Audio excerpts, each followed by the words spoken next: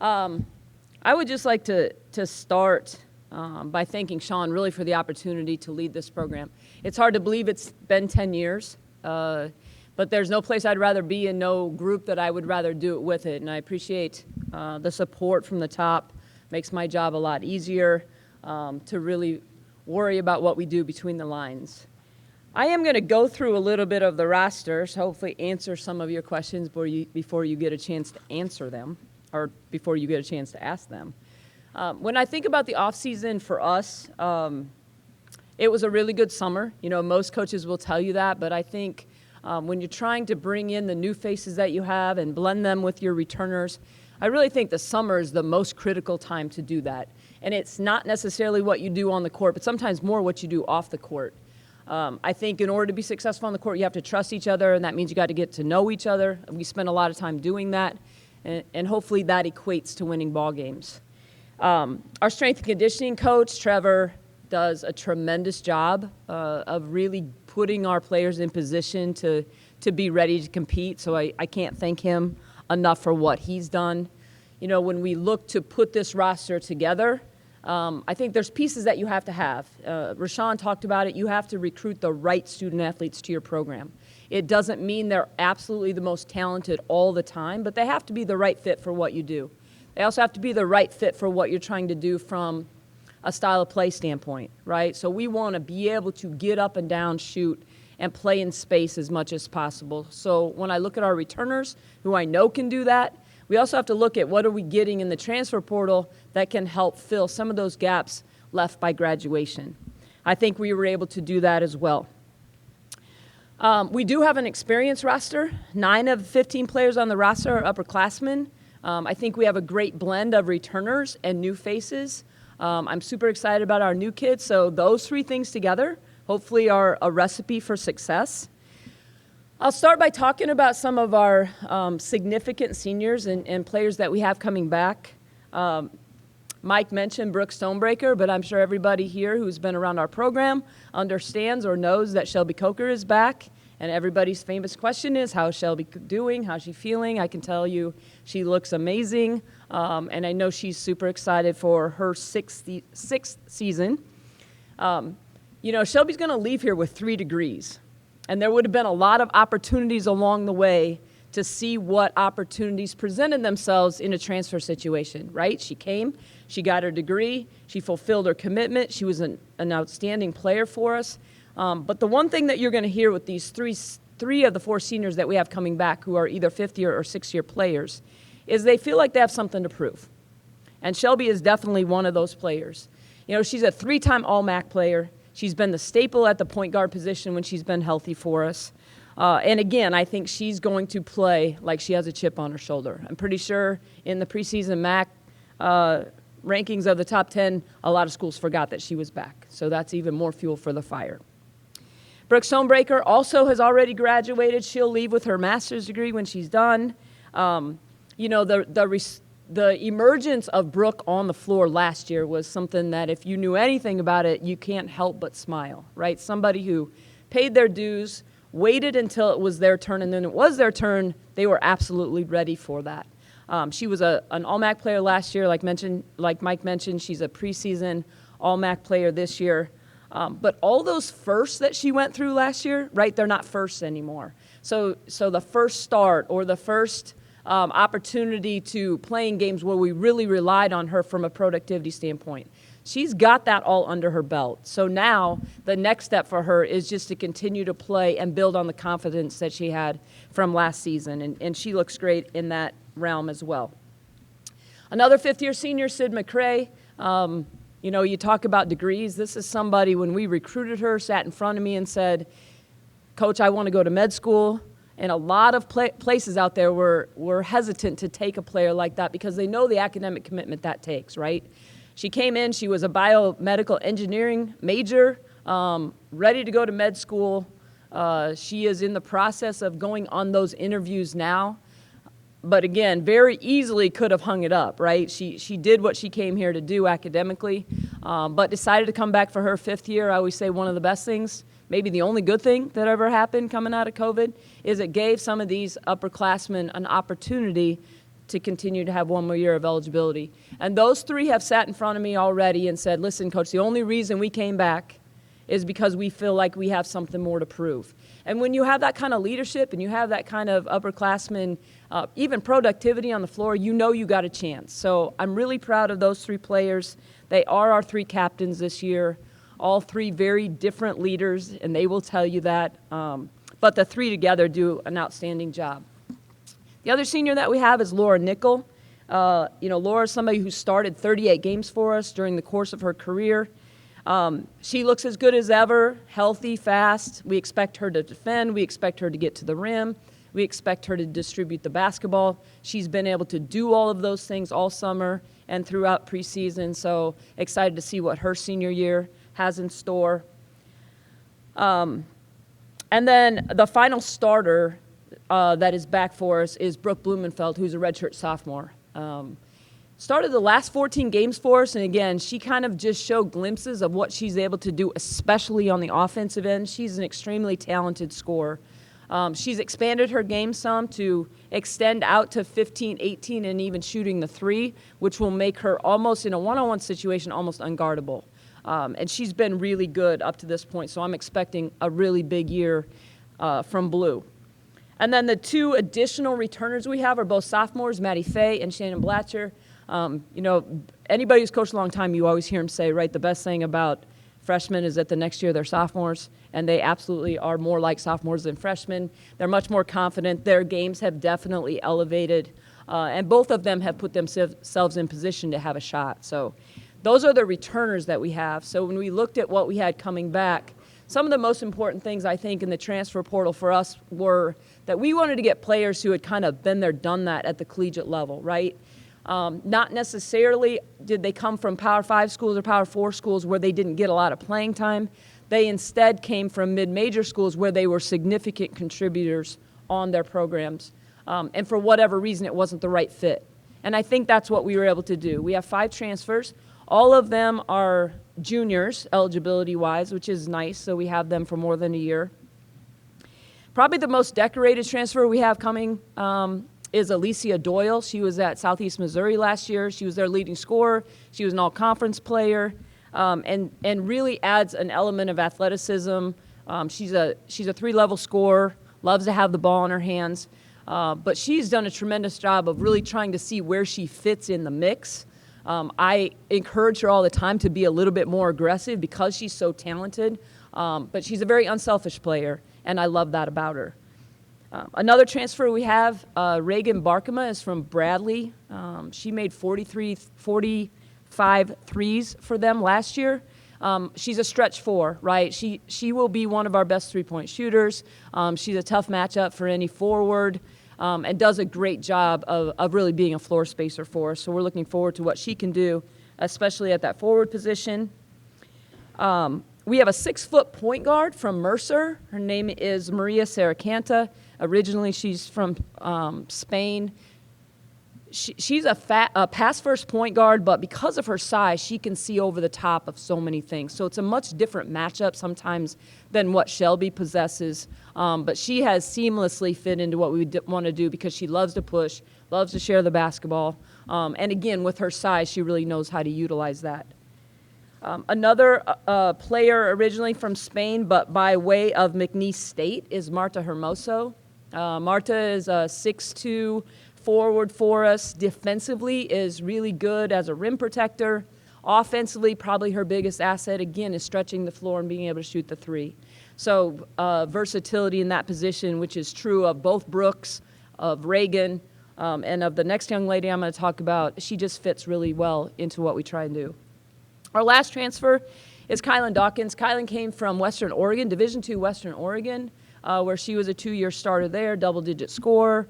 Again, kind of the repetitive theme here. She adds length. She adds great size and athleticism to our forward court. So we have a lot of options and versatility with the roster with returners and transfers. I'm also super excited about our freshmen. You know, the one thing that our freshmen are going to get is they're going to get an opportunity to learn from some really good veterans. I think they've embraced that. I think I see them, like most freshmen, grow every single day. Julia Solberger, who you'll hear people call her Bubba all the time. I don't ever call her Julia. I didn't call her Julia in the recruiting process. You guys will learn not to call her Julia or you won't get her attention.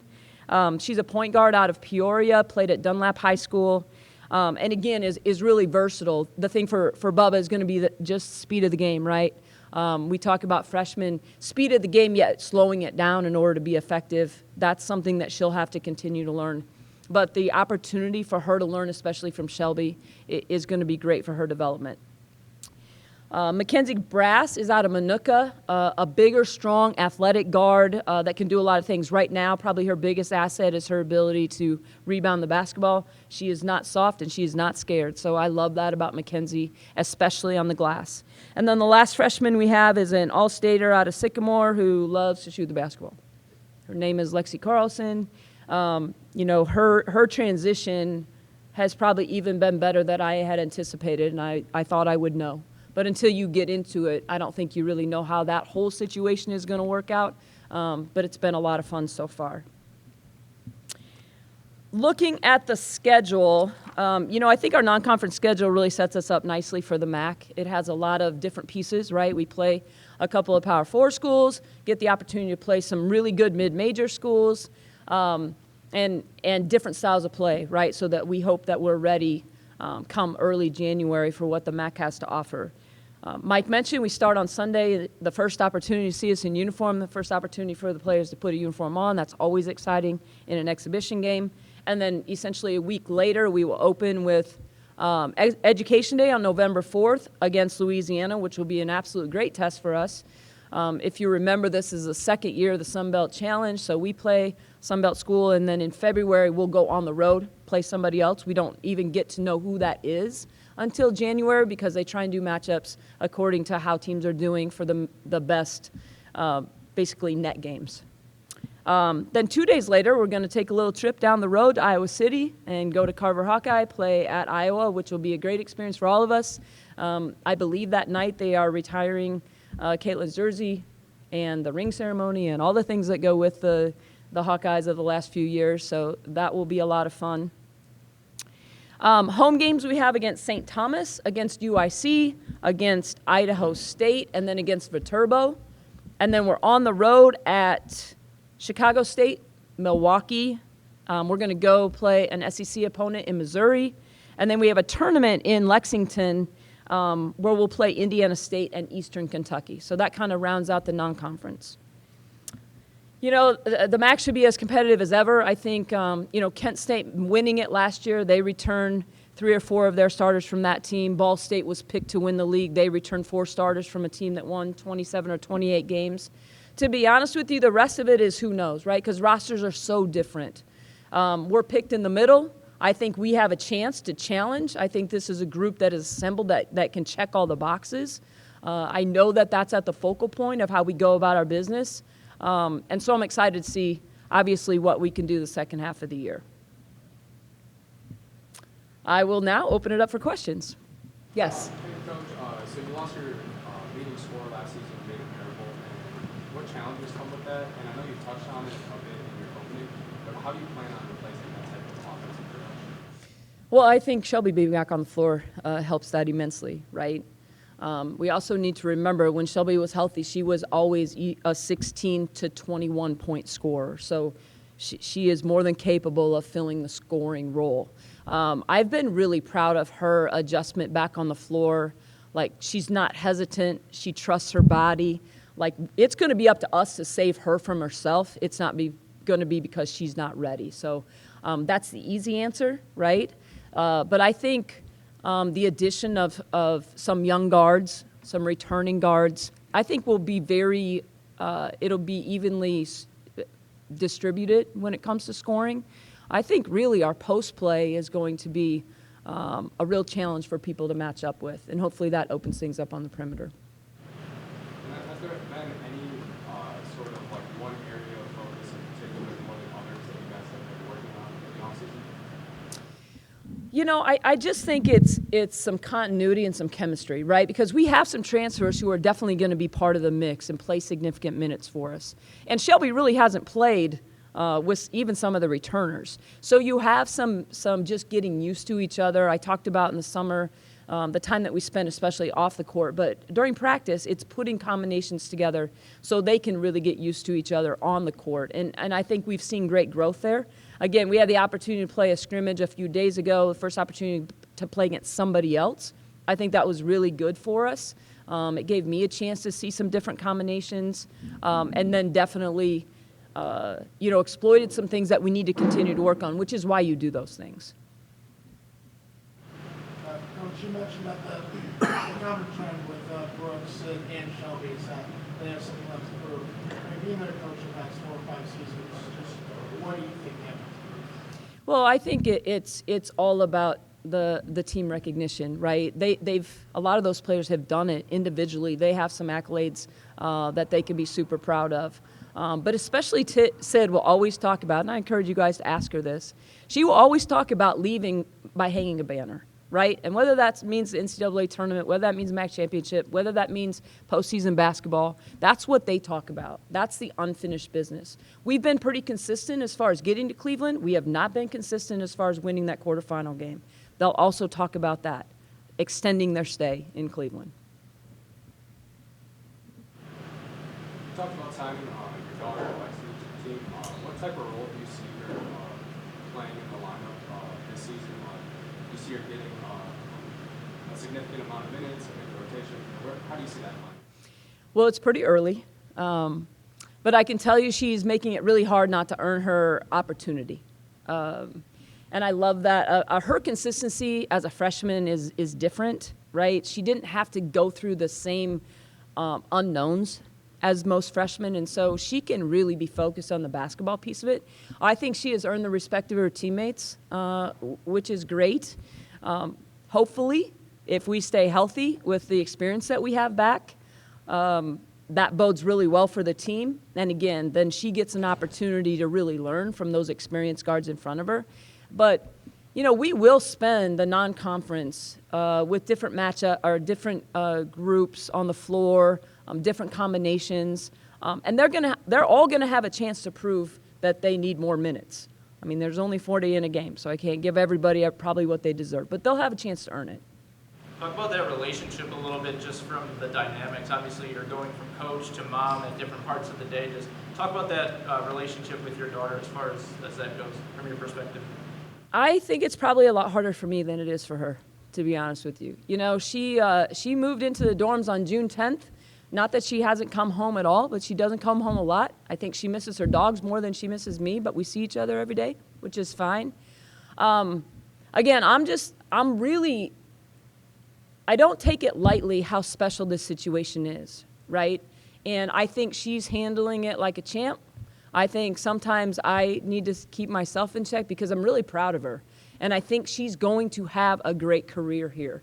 And so being able to keep that separate, like the super proud mom, and yet the coach that has 15 on the roster trying to manage what that looks like to win ball games, sometimes that's a challenge for me. I think it will get easier. I'm ready to play some games and I think settle in there.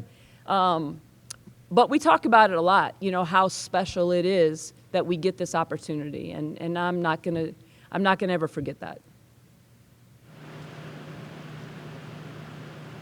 Anything else, Coach Carlsen? I got one. You seem to have a really good feel for your culture, balance between fun and intensity/energy. How much thought do you put into that each and every day to keep that balance? Yeah, I think, establishing a healthy culture was something that was very, very important to me when I got here.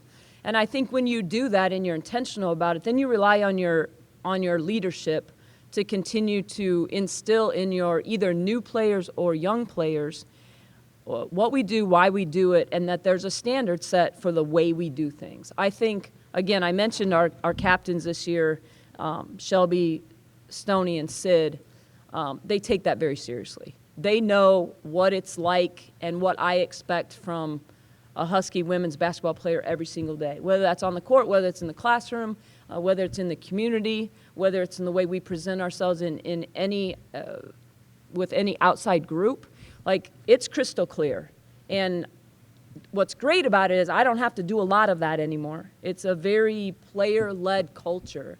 And I think when that happens, again, there's two things I'm really proud of with our program that always stick out. And I say this in recruiting, right? I talk about our culture and it being my responsibility for you as a student athlete to have the best student athlete experience you can have.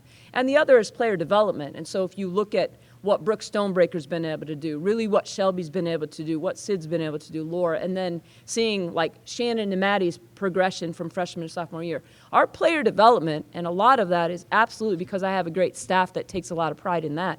Those are two things that I guarantee recruits when they come here. And I think we've been able to show that that absolutely is true.